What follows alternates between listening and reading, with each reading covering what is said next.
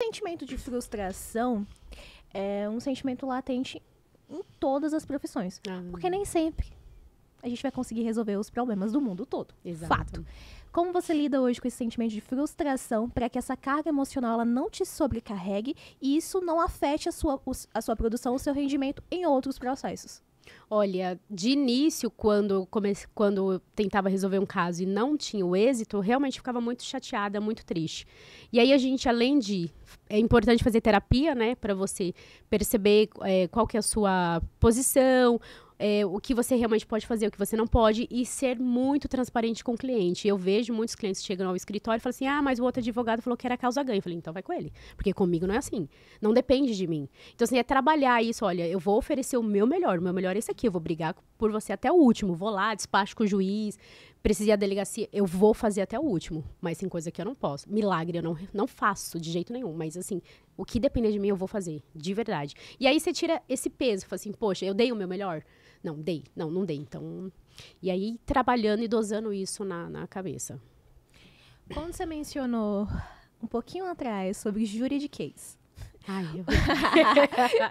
Eu lembro de ter visto essa matéria também, porque eu não te contei, mas além da parte da comunicação, eu também fiz jurídicos no Instituto Federal, lá na Paraíba, né? Aquela história daquela ponte aérea. Sim. Essa história a gente corta pra depois. Sim. Mas vamos ao ponto do juridiquês. Um dos maiores desafios de estudantes do direito, então, para vocês, comunicadores e comunicadoras que estão nos acompanhando aqui, que estão na área do direito ou são acadêmicos no momento, como você conseguiu entender melhor desse juridiquês? E naquela história, na prática, de fato, de algumas palavras que são difíceis. Tem outro mito também, não sei se é mito, se é verdade, me diga sobre isso. Vamos ver. Em relação à questão de ter que decorar determinadas leis. E algumas pessoas olham pra isso e dizem, nossa, que complicado. Como é que pra você lidou com isso? Bom, a questão do juridiquês até hoje eu tenho dificuldade, tá? Não vou mentir. Eu tento ao máximo trazer palavras que façam sentido, né? Principalmente na petição, até porque hoje os advogados mais antigos usavam muito latim. Hoje, gente, eu não uso muito nas minhas petições. Não uso muito latim. Claro que a gente usa doutrina, né? Que são os entendimentos das pessoas que vão traduzindo a Constituição ou a legislação. Mas até hoje eu tenho dificuldade. Mas é muita leitura, é muita conversa, vendo o STF falando, que aí eles vão trazendo palavras e aí você vai buscando o que significa e tudo mais. Então, até hoje... Estou aprendendo, sou uma verdadeira aprendiz, então sempre vou aprender, estou aqui para isso. E com relação a aprender todas as leis, é difícil. Quando eu fui estudar a prova da UAB, eu estudei muito, então eu tinha muita lei que realmente eu já sabia, de tanto estudar.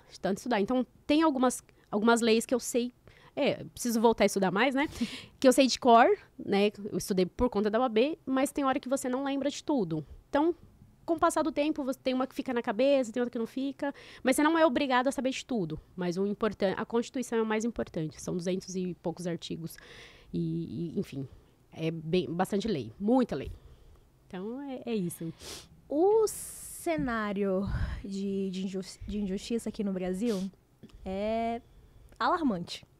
Então, ver cenários de algo que você realmente queria ali tomar pra você, eu queria resolver isso, queria dar conta. Então, esse sentimento de olhar para determinadas situações e ver a injustiça acontecendo, como que é pra você lidar com essas questões? Porque uma das pessoas que eu já vi mencionar sobre a questão da área do direito sim, mas aqui no Brasil é difícil, tem muita injustiça, então ter que estar recorrente lidando com isso no dia a dia me afetaria bastante, mas como você olha para todas essas questões, ainda mais lidar com processos que são demorados dentro do seu cotidiano, e ainda ter tempo para uma vida social.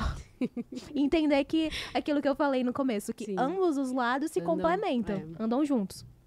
Bom, com relação à injustiça, o que eu percebo e eu vejo que a injustiça existe no mundo, não é só no Brasil, tá? Eu acompanho várias situações de ações de crimes em outros países e eu percebo que até nos Estados Unidos acontece muita injustiça, e de alguns casos. Aqui no Brasil acontece muita injustiça? Acontece. O processo, como o nome já diz, é processo. Então, aqui demora muito. Então, você entra com um processo, no mínimo 2 anos, 3 anos, para sair ou a sentença, ou enfim. Então, lidar com isso é questão de ter paciência. Então, assim, hoje eu já consigo lidar com mais calma. Então, eu já explico para o cliente, olha, nós vamos entrar, esse processo vai ficar aqui no escritório mais de 1 ano, 2 anos, e é você ter paciência. Então, tem mês que eu não vou te falar nada porque não teve andamento do processo. Não teve. Tá lá parado. O juiz tem um monte de processos para dar despacho, né, que é o nome que a gente usa técnico, né, juridiquês. E é ter paciência. Muita paciência. Quando você fala em relação ao andamento do processo, de ter esse acompanhamento, tem determinadas situações quando o cliente, ele culpabiliza o advogado. Muito. Muito. Muito porque... Então, por isso que eu falo, eu não sei o que as pessoas ou os outros advogados fazem, porque a gente tenta ao máximo falar para o cliente, olha, esse processo vai demorar. E tem um rito, né, que precisa seguir. Então, não é só o seu caso, são vários outros casos. E é ter paciência. Olha, aí manda foto, olha, tá assim, continua parado. Aí, às vezes, a gente liga lá no cartório, que a gente chama de cartório, que é o fórum. Olha, esse processo tá na fila, e aí? Para ver se dá, né, um andamento. Mas não depende de nós, não depende. Quando a gente olha para a questão do âmbito do direito, ele está intimamente ligado com a comunicação. Total. Então, hoje você desenvolveu bastante da sua comunicação estando no direito. Sempre foi assim para você? Você vai entender depois a minha pergunta sobre isso. Não, sobre a questão da comunicação, eu acredito que hoje eu estou muito melhor. Muito melhor, porque no direito você participa de audiências, então você precisa conversar. Além disso, você precisa conversar com o seu cliente, então você não pode trazer o juridiquês, você tem que conversar a linguagem dele. Adaptar a linguagem ao seu ambiente. Exato. Poder da ambiência. Né? Então, só que tem muito advogado que não faz isso. Tem advogado que ele traz muito juridiquês, muitas palavras difíceis que ele também não sabe, para mostrar para o cliente que ele sabe o que ele está falando. E ele não sabe o que ele está falando. Então, eu prefiro falar a linguagem do cliente. O que você quer? Dá pra fazer isso aqui não dá pra fazer. E lá, quando eu estiver em audiência com o juiz, aí sim, eu vou me portar de acordo com a nomenclatura, o que eu preciso utilizar ali, a comunicação. Então, usar o juridiquês lá sim, que ele vai me entender, com o meu cliente não. E